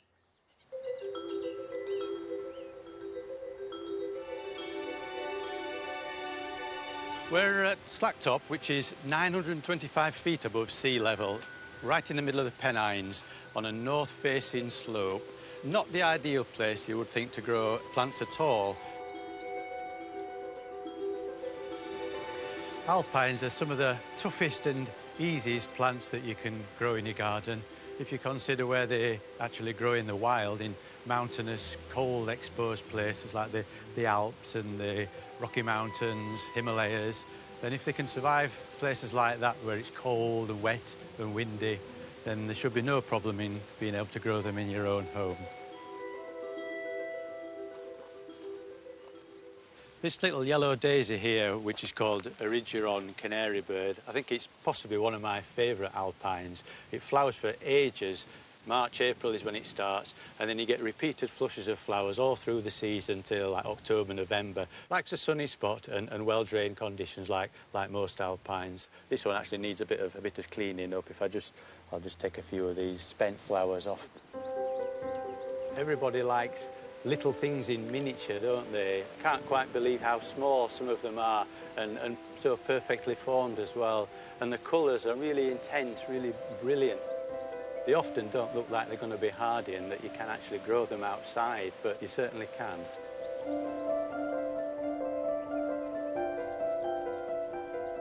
Stone alpine containers are either very expensive to buy or you can't find them anymore these days. I'm going to show you how to make a container out of just a sand and cement mixture. The first thing you need is some kind of a mould. It's just a plastic tub, and I've cut it in half, as it were. I use two different kinds of sand. One is what they call a red sand, and then another sand, which is a grit sand, and then obviously cement. Put a little bit of grit or gravel in as well. It just helps add to the texture of it.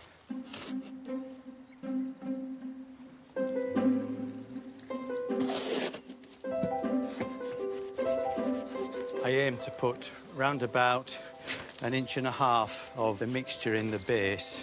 Make sure there are no gaps around the edge of the trough mould. We need something with which to make the drainage hole in the trough, so I've just got some bits of polystyrene. We now need the inner mould, and then simply start filling bit by bit.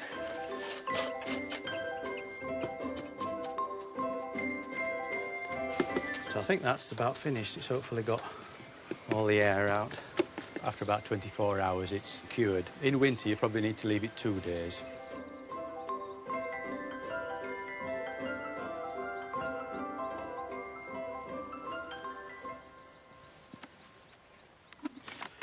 So hopefully once the trough has been finished, it looks something like this one does here. Within a year or so, it should start to weather and look a lot more like a proper stone one.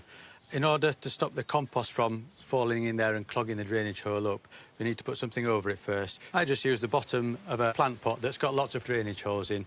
It's worth putting a layer of gravel or chippings on the top of that. Compost is the next thing. Try not to use multi-purpose compost. Use one that's got soil in it. So 3 parts of John Innes number 2, 1 or 2 parts of grit mixed with that together.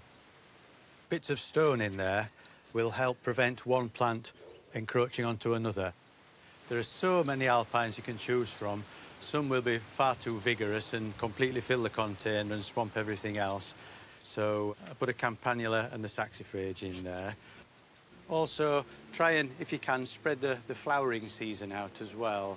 I know most of the plants here are all in flower now, but that's because they tend to be really long flowering ones. The centorium here, Centorium psylloides, starts flowering kind of the beginning or the middle of June and continues well on into August. Got this wonderful little toad flax that's also really long flowering, and it will just grow over the edge a bit. The compost should usually last a couple of years, and then if you find that perhaps they're not really growing as you would like, put on something like a tomato food, and always half strength, you know, half the recommended dose. It is a tiny little world on its own. The last thing to do before we water it is to put some gravel and some grit, some chippings on the surface, which act like a mulch. So we get the last bit of grit in, and it's pretty much finished, really. It's a really fun, easy thing to do, making your own containers and planting up your own little alpine world. Provided you get the basics right, you should have something that lasts many years, lots of pleasure. It really is a fascinating branch of plants to have a go at.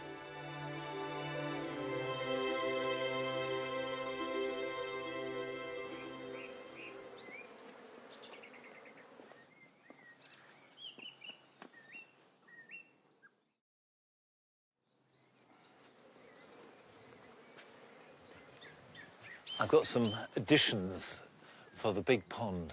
One is a deep water plant, which is a water hawthorn. It comes from South Africa.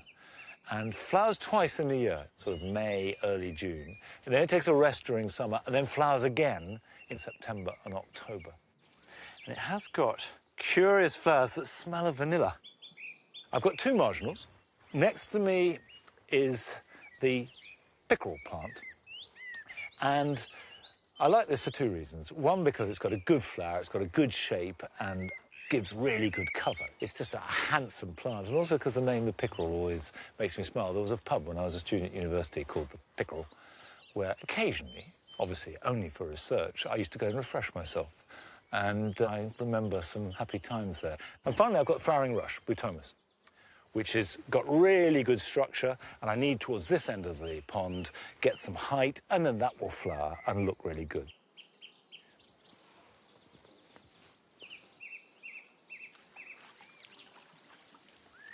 This Butomus is planted in an aquatic basket, which is fundamentally a pot full of holes like a mesh. And that lets water in, and to a certain extent lets roots out. And it's heavy. That's because it's been planted with aquatic compost, which acts as much as anything else as an anchor. It weighs it down. You can buy aquatic compost, or you can use soil just as effectively. But what you don't use is normal potting compost or any kind of improved soil, because most of the nutrients are going to come from the water, and the soil is really acting as ballast. And this is a marginal plant that really does like to stay wet, to have the roots in the water the whole time. So put it somewhere where it can stay submerged, but not completely to the top. Now, the pickerel plant, I'll put over here, and this will go in much shallower position. It needs to be wet, but doesn't need to be submerged all the time. And this side of the pond is shallower. There's a lot of weed in here. A lot of this is the hornwort, which I put in as an oxygenator and has multiplied hugely. In an ideal world, for the sake of the plants, you'd like half the water clear at any one time. But it is a good idea, sort of once a week, to scoop off as much of the duckweed and algae as you can. And if you get too much of the oxygenator, like hornwort, have a clear out and compost it, but only after you've left it on the side of the pond for a few days for any small creatures in there to crawl out and go back into the water. Now this is the rather sad-looking water hawthorn. And what it wants is to be submerged. So when you plant it, don't worry if it disappears out of sight. It will grow back to the surface. And that means me creeping around and going into the depths. Oh, big frog, can you see? Oh, there he goes. Okay, it's very slippery under here. It seems rather drastic, but I'm just going to drop this down in here and let it work its way to the surface. But I will clear some of the weed. Go on, then. May you grow well. There we are. And the leaves are just at the surface, which is perfect. And they will quickly grow to the light. And hopefully they should be flowering properly by the end of summer. The beautiful thing about all these plants, whether they're deep water aquatics, marginal, bog plants, is they've evolved over long periods of time to make the most out of very specific conditions. And Matthew Wilson has been to Craigieburn Gardens on the borders of Scotland to see a garden that has been made to specifically recreate the environment of the Himalayas.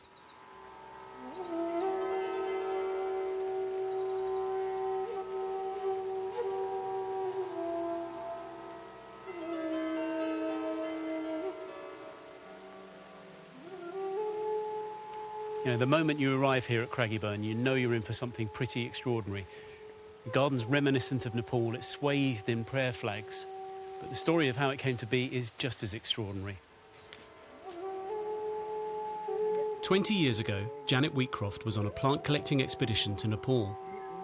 Whilst crossing a river, she was caught in a landslide and would certainly have died had it not have been for the bravery of her guide and Sherpa, Dawa.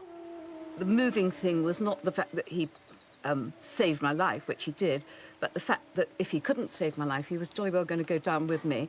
You know, he'd been told to look after me, and that's what he was going to do. Because of my job and my responsibility, I always want to do the best. I just want to do my duty, my job. So you met in very dramatic circumstances. How did you end up here together making this garden? Dawa came over on holiday because I thought I owed him something. And he just started to help me a bit, and I realised straight away that he had a real natural talent.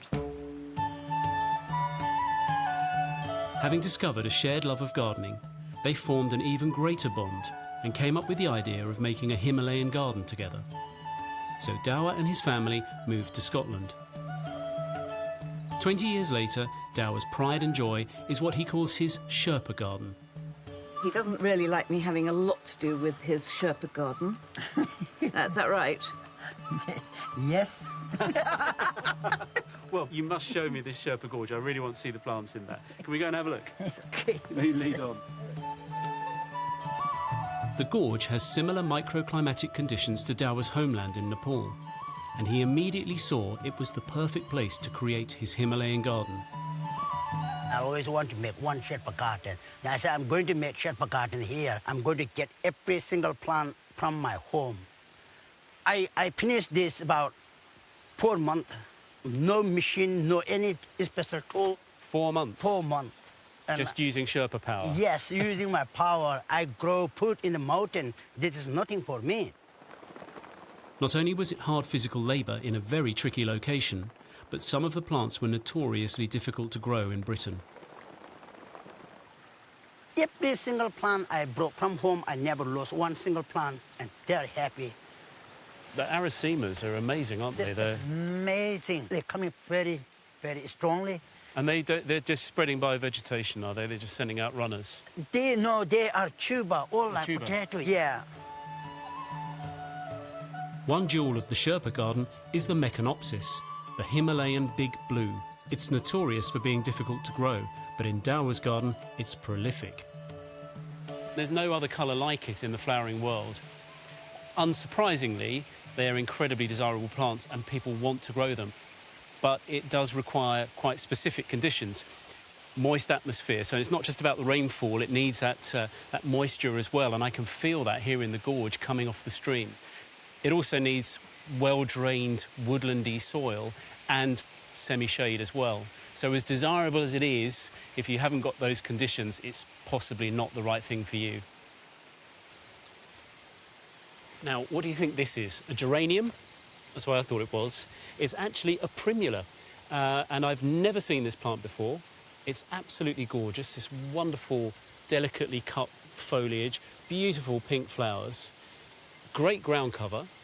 You know, what's so lovely about Craigieburn is it's packed full of all these little treasures. Every little nook and cranny seems to be full of something interesting and exciting and things that I haven't seen before.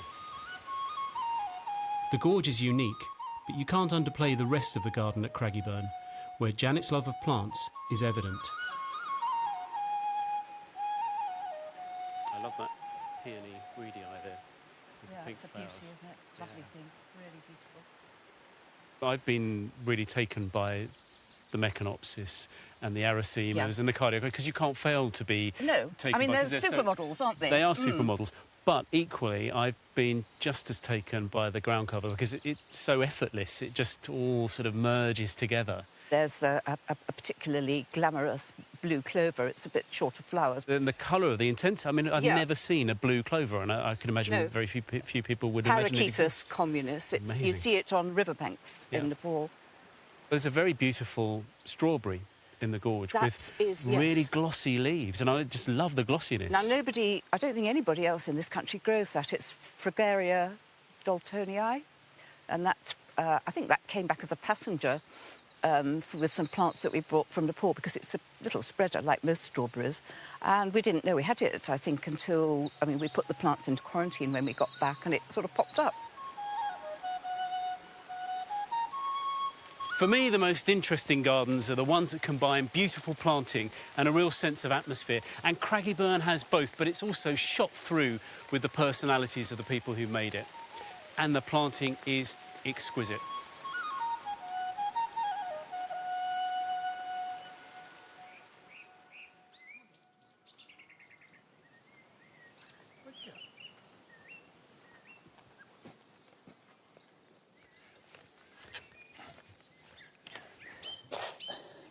Got it? Go on, you can have it, and it's very nice. There we are. I do love Meconopsis. I'm going to try growing some here in the new borders. We've got dapple shade. We've got plenty of rainfall. The problem is not so much moisture in the ground, it's moisture in the air. That is the key to it. Now, as a very successful grower of them once said, that the ideal way to grow Meconopsis is to plant them on a dead sheep. Now, in lieu of a dead sheep, they're not that easy to buy down at the average garden centre. Garden compost and leaf mould, absolutely perfect. And I am going to fork in quite a lot into this area here. You don't have to dig it in too deep, by the way. Remember, the feeding roots tend to be relatively near the surface.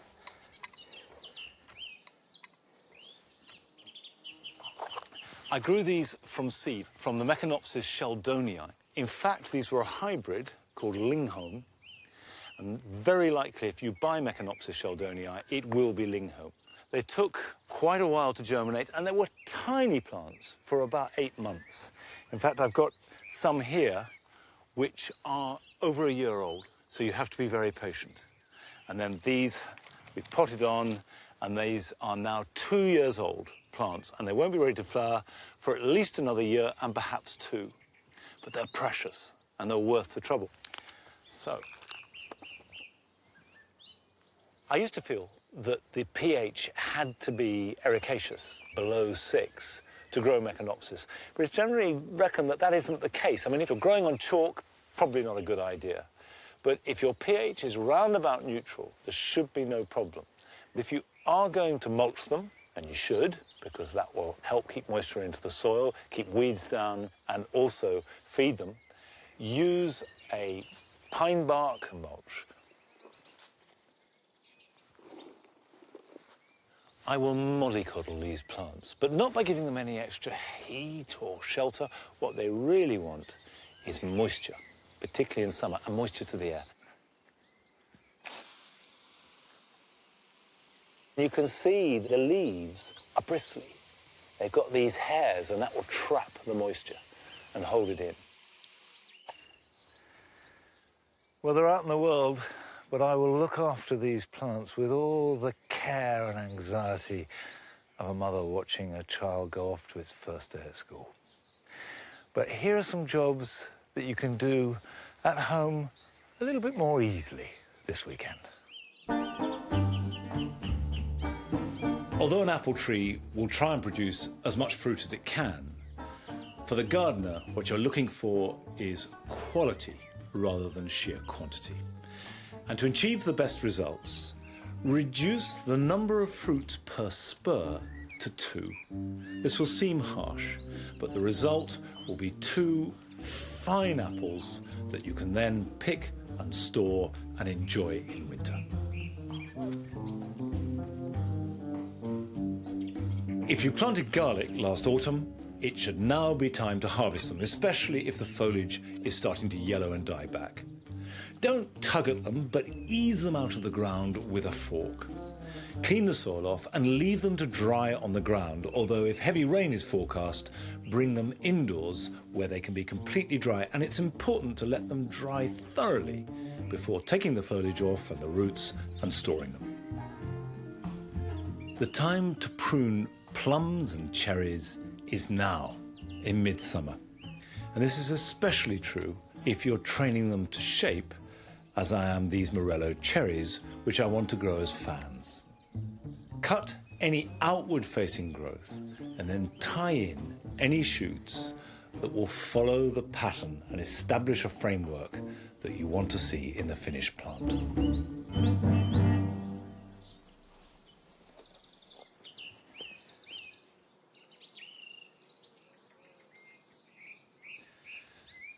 Well, if the Meconopsis are the purest form of blue that any flower can achieve, then the dry garden is trying to be pure yellow at the moment. There's the yellow of the evening primrose, there's the yellow of Achillea gold plate, but above all, towering above all, we've got the yellow of the mulleins, the Verbascum olympicum. It's very short-lived, often behaves like a biennial and will die after flowering. But what a way to go. Time for me to go too. So I'll see you back here at Longmeadow next time. Till then, bye-bye.